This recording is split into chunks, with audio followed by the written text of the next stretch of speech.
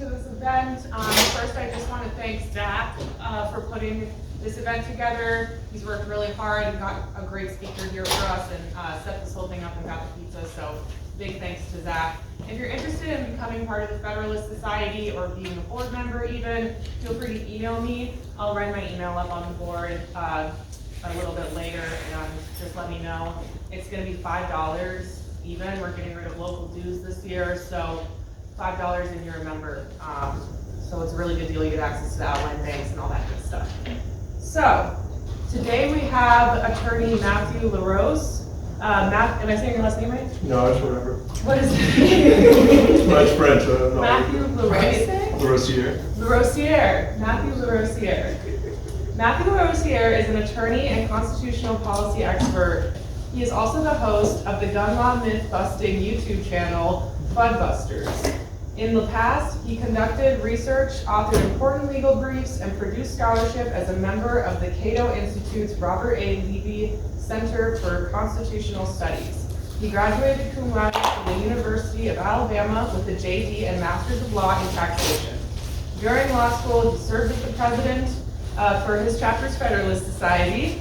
His work has been featured in National Review, Forbes, The Federalist, and The Wall Street Journal. Please give a hand for Mr. LaRosiere.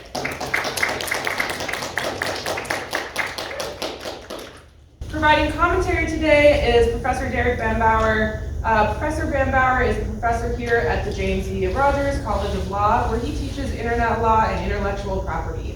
He researches internet censorship, cybersecurity, and intellectual property, and is the co-founder of the Intellectual Property and Entrepreneurship Clinic. In the past, he served as the principal systems engineer at Lotus Development Corporation, part of IBM, and he spent 2 years as a research fellow at the Berkman Center for Internet and Society at Harvard Law School. His writing has been featured in the Minnesota Law Review, Arizona State Law Journal, and Cornell Law Review. Please give a hand for Professor Bambauer.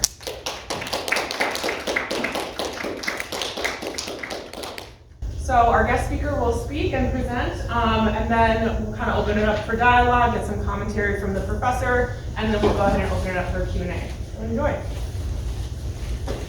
All right. So, does the First Amendment right protect dangerous speech? Like terrible, unhealthy speech? Yes, it does, right? Because what is a right? Is it a right to polite discourse? Right? A right to tell each other how good the weather is? Well, no, that wouldn't be a right. You couldn't possibly have a right to do something pleasant, right? So just kind of remember that as we go forward. What is your concept of the First Amendment? What is your concept of a right? And our founders, as maligned as they may be by many authors today, did at least agree on one thing, is that if a right does not protect the most foul and horrifying expression, it is no right at all. Luckily, we won't be covering any foul or horrifying expressions. We will be covering beautiful, handsome, and well-behaved guns.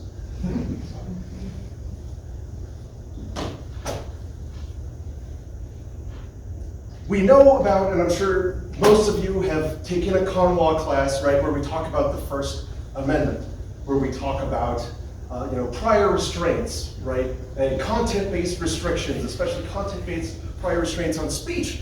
And these carry a very heavy burden for the government to be able to do these.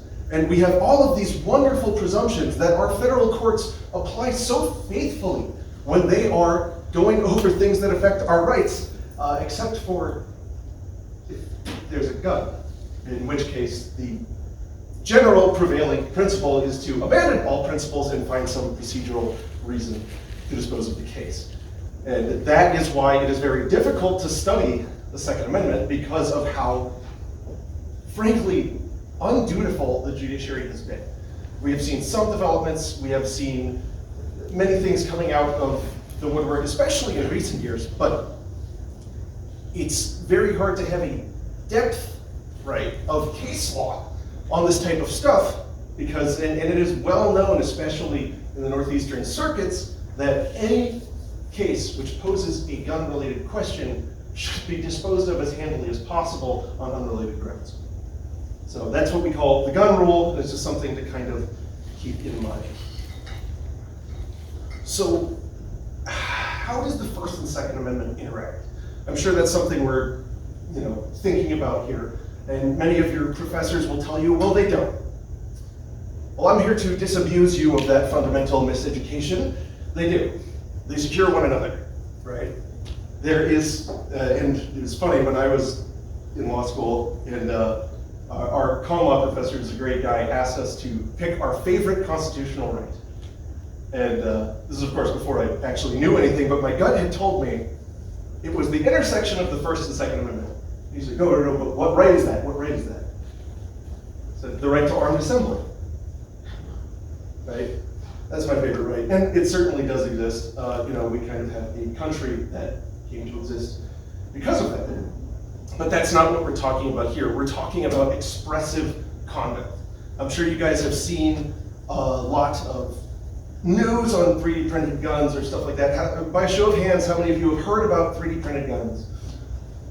Okay, all right. So what are they? Do we feel here that we have a good conception of what these files are? These 3D printable files that the government is often seeking to regulate? Yes, no? Yeah, I see some of this. Well, so I'll tell you, I know that the common parlance refers to these things, and it's interesting because we'll kind of conflate the end object with these files. We say that these are, and that thing on the left, can anyone tell me what that gun is on the left? Flare No? gun. It's the Liberator. And who designed it? John Sullivan, but There you go. it's Cody Wilson. Yeah, everyone thinks it was Cody Wilson. It's actually designed by John Sullivan, and it is not the first 3D printed gun. But however, it is the first 3D printed gun that was pointed in front of a camera, not pointed at a camera, but fired in front of a camera. They printed out a great many of these firearm receivers. They finally got one to go off 2 times successfully and immediately called the news and told them what they did. And so that caused this huge media rush in 2013 that they're like, they're gonna get these things through the airport, and these are untraceable, they're undetectable, and they're ghosts, right? These are apparitions. These are ghost guns. It's a bunch of nonsense. I'll tell you, so let's just go down bit by bit. Untraceable, right? You hear this a lot when it comes to 3D printed firearms, as well as 80% firearms, other homemade firearms, which, by the way, around the time of the Revolutionary War, I guess I'll take a step back, people often say, well, there's nothing like this is a whole new thing, right? 80% guns where you can just make a gun in your house, right? They ignore the fact that around the time of the Revolutionary War, many people were assembling their own muskets from imported black pieces. These were, the big hammer-looking thing that goes on the side. That's hard to make. So they would import them by the buckets, right? Take them home and then kind of codge together a gun from the rest of it. Like 80%, home gun making is something that is foundational to this country and frankly goes far beyond the genesis of this country. As to traceability, of course, people are always talking about, oh, they don't have a serial number, right? That's true. You don't have to put a serial number on these guns. You know why? Because you are not a licensed manufacturer under the Gun Control Act of 1968. And I think it's fair to not expect you to comply with the same things that a manufacturer of a great number of firearms every month would have to comply with, especially when they're selling them, right, as a business. These people are selling these guns as a general course of business habitually. Whereas somebody who 3D prints a firearm receiver or cuts out 80% is doing it for their own need, something like that. It's not covered by the Gun Control Act, and it shouldn't be, because there'd be a Commerce Clause problem. So as far as traceability goes, people get very fixated on the serialization. So what does a serial number on a gun get you? Well, it gets you to the first retail purchaser. The way ATF is able to trace a firearm by its serial number would be they'll look at the manufacturer and they'll be like, oh, it's a Colt. Okay, we go to Colt. Hey, Colt, did you make this gun? Yes, in 1972. Okay, on who bought it? This guy in 1973. That's it. That's what they can get, right? And the vast majority of guns that are out there have been on the market for more than 10 years. It's interesting how time just keeps going, right? So a gun that is made at home is exactly as traceable as virtually all of the guns that exist anyway. And in fact, you can, as a federal firearms licensee, put one of these guns into your box. You describe it, indicate it has no serial number, and it goes through. It is exactly as traceable as any used firearm. It is. Undetectable, this is people being concerned about the Federal Undetectable Firearms Act. This is a law that was passed in the 1980s when there were certain sci-fi movies making Congress people feel very scared that they were going to use high-end ceramics to make, like, than Glock pistols, right? Of course, these people didn't know that the vast majority of a Glock pistol is made of carbon steel, and you kind of need the properties of steel to be able to have a self-loading pistol. So that's just a bunch of nonsense. A gun that doesn't have sufficient metal, right, to be detected by a metal detector is probably not very good. But don't hang on to that too much, because if technology were to change, we're going to have a follow-up question. So think about that. Well, what would happen with this? Would the way I think about this be different if technology got better, if plastics got better, what happened? In reality, what are these files? We're primarily dealing with STL files. And what STL files are is a mesh, right? It is points in space. It is a three-dimensional sculpture. These are the files that are exchanged among these communities. It's the same type of files that people who like play Warhammer or whatever, right, exchange to have a little golem thing, right? It is a mesh. That is all it is. It is not machine instructions. It is just a computer sculpture. The way it becomes a 3D part is by feeding it to a thing called a slicer, which takes references, again, of this mesh, converts them into two-dimensional drawings, and then basically the 3D printers as they work. The home ones as they work now are essentially a hot glue machine that just traces these things. And it comes out pretty good. The next big question that we have to handle in this is, and it often comes from people right of center, well, national security, right? Or the terrorism. Yeah. So we have ITAR. And this was the law that hung up access to 3D printable files for a long time in the United States. ITAR is another Cold War era law that was designed to target stuff like that. Bringing in shipments of RPG-7s from, like, I don't know, some warring Congo Republic.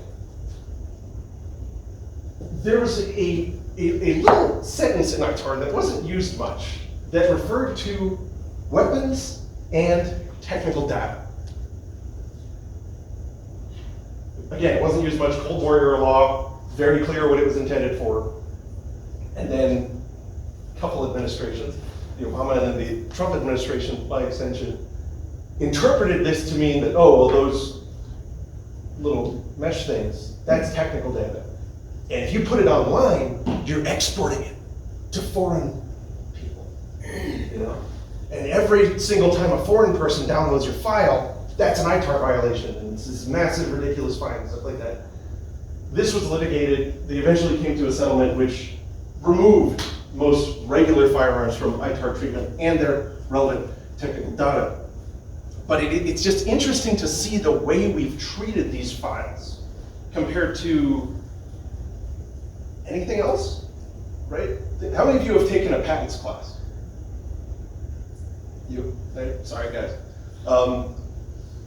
In a patent, we have to disclose enough data, enough information, so that the average mechanic in the field can make and use the device.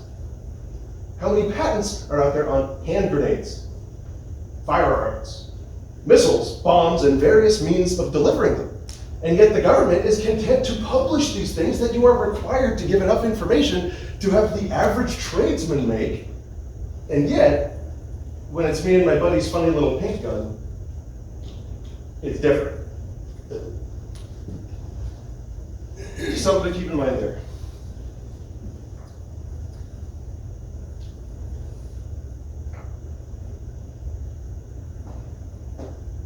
So now we get to the question. Are these files protected expression under the First Amendment? As we talk about these various ways that scholars have come to view the question of 3D printable homemade gun instructions, I want you guys each to think about what is that on the right? Can somebody tell me? Chocolate chip cookie. Yeah, that's okay. Well, what is a recipe to make that? But what is it? Conceptually, right? A list of ingredients and what to. So keep that. Okay. So there's three species of argument when it comes to this. The first is the predominant one on the pro speech or whatever side, is that the code is speech, and so by its nature as speech, it is protected. That's fine. The Supreme Court has held that way, and I mean I tend to agree with it. I take a little bit of a different understanding, but there have been Supreme Court cases where they determined that certain computer programs that were attempting to be censored by certain local governments were protected expression, and thus, preventing them from making these types of programs worked a prior restraint. So that works. The problem is that the code is a very nebulous concept, right? I want to get somewhere much more concrete. So if you were somebody thinking about what is a recipe for a cookie, and you were the code is speech crowd, you would say that the recipe of a cookie is a written work, and as a written work, it's protected expression. The next is people who say, well, no, don't worry about the content or how, whether it's a sculpture or whatever, but the potential for it to physically do something. This is one of the main arguments that are levied against the free exchange of these files, is that it can potentially do something physical, which there are a lot of pieces of information that can potentially do something physical, I think so. But again, if we're going to apply our cookie analogy logically consistently, I feel that these people would say that a cookie recipe is a potential cookie. Okay. And then there are people who say that these files, right, because of what they are, should be treated as the final articles. The file itself should be regulated as a firearm. This happened quite a few times, including with Pennsylvania Attorney General. There's quite a few other Attorney Generals that were attempting to prevent the distribution of these files with reference to arms trafficking statutes. And so if these people are, again, logically consistent, then a cookie recipe is a cookie. And then there's my theory. These are, J down. These are things that are expressive. And again, there's not many areas we can directly relate this to, but we can think into the IP area, right? When you get a design mark, the question is, what of this is necessary for function and what of it is somewhat arbitrary? What of it is some expressive work, right? And so we get that, and we get this in the cases where you're challenging a patent or some other form of trade dress or whatever, and they argue, no, you're trying to protect the utility of the thing. But the counter argument is, no, we are protecting the design of the thing. I'm sure plenty of you have a really nice spoon with a really slick, handle, right? Would it be a huge stretch for me to say that a bit of that spoon is art? If any of you are not convinced that a design of a gun could be expressive. I would like you to watch this video. While I'm getting this up, I'll tell you about Attorney General Josh Shapiro. He was seeking to use his power as the Attorney General of Pennsylvania to, and again, no new law, just the minute bit of power that he had as Attorney General of, Pennsylvania, to prohibit the transfer of the files and the creation of the firearms within the state of Pennsylvania. He said these things needed to have serial numbers. So we were inspired by our love for Josh Shapiro, and we made a love letter. Hey, Ghost boy. Hey, yeah. Don't want us to print definition of dick. Look at Shapiro. You make me sick. You don't like freedom and look like a weirdo. Pay for his attorney general bid, but he thinks he's a hero. We ain't been hurting nobody, so why are you making him fearful? Fear-mongering, all posturing, meant for dividing and conquering. Wonder who sponsors him. Mr. Frisk inserts, I'm vomiting, mind-boggling, it's false marketing. Want the Constitution toppling, but they wrong again.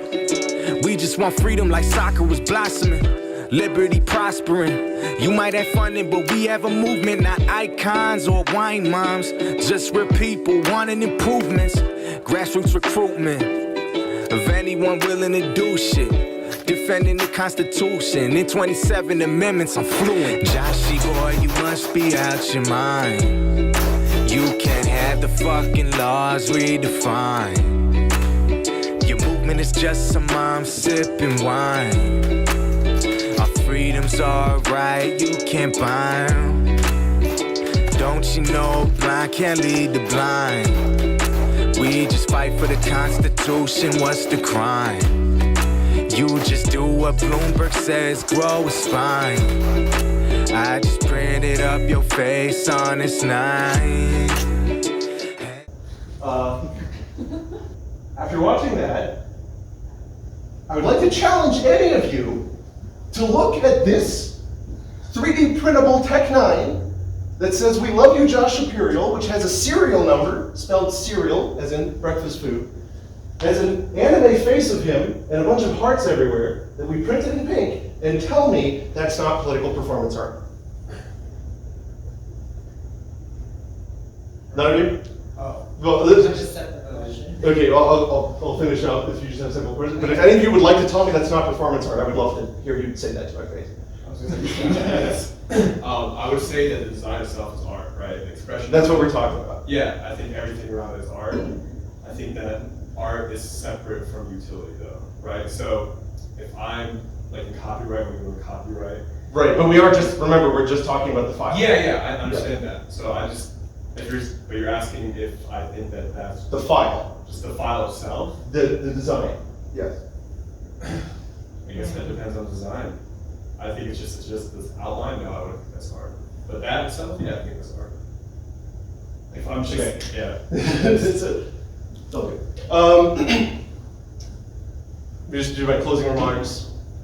When we're thinking about this, you guys gotta remember, if you hate guns, that's cool, whatever. Remember, it's today thee, tomorrow me. When we erode our expressive freedoms, it has ripple effects going on forever. If you're worried about, a lot of people on my side of the fence will say, oh, well, don't worry because the technology is really not that good yet, so you don't have to worry about it. But to me, that suggests that at some point the technology may be good enough that we would justify a regulatory response. And to me, the answer to the question is, well, what if it becomes so easy that you can just press a button and out it comes? And my answer to that is, who cares? It's not legal to do a murder, right? The overwhelming majority of these are used by people for lawful purposes. In fact, this type of firearm design has enabled people who are in underserved areas of the United States, who are sensitive, who are susceptible to being violently victimized, talking about Midwestern Americans, to be able to acquire a firearm reasonably without having to travel for many hours and paying exorbitant fees to the one and only federally licensed dealer, in their county. So there are a lot of positives. And also, as 3D printing gets better, it doesn't just get better for guns. Think about prosthetics. Think about everything else. I mean, really, we are at the point now where all of you should have one in your homes, right? If you want to print a gun with it, cool, but you don't have to, right? You can make anything with these things. And so I, for one, am happy to live in the future, right? I'm happy to have a replicator on my kitchen table for like $250. That's awesome. We should be embracing that, not seeking to prickle it. I'll now take insults. I don't have any of those. Thank you for your presentation. I have a couple of questions.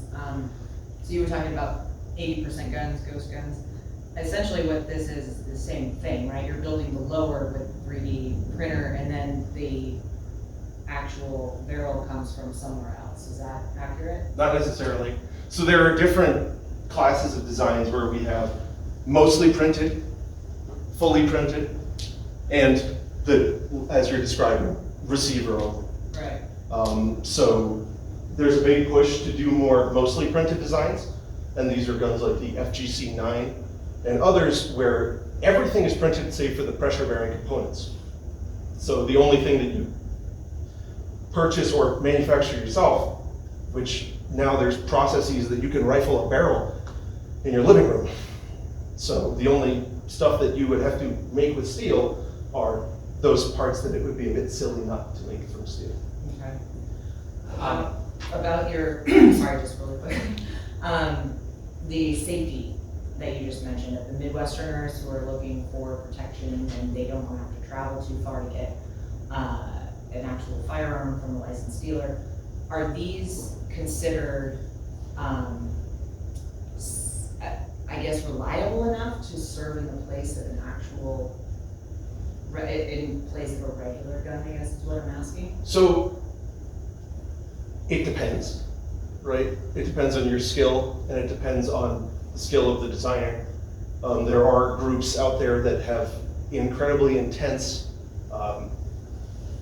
testing procedures where the design is not allowed to be released until quite a few people have shot quite a few thousand rounds through the firearms.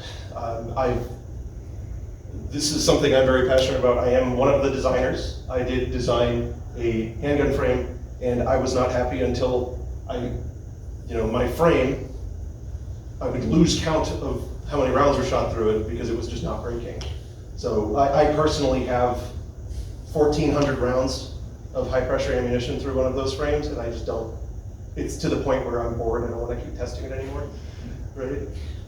Last question. I just want to know what your thoughts are on people bringing this into their own living rooms, right? Who don't have the kind of experience that you have. And I agree with a lot of what you said today, but my concern would be putting something that's highly technical like this in the hands of people who are not highly technical. They went out and bought a printer and they acquired this file, and so now they have the ability to manufacture guns in their living room. I'm not super comfortable with that idea. I think it's cool, and I think the future aspect is cool, but what are your thoughts on that?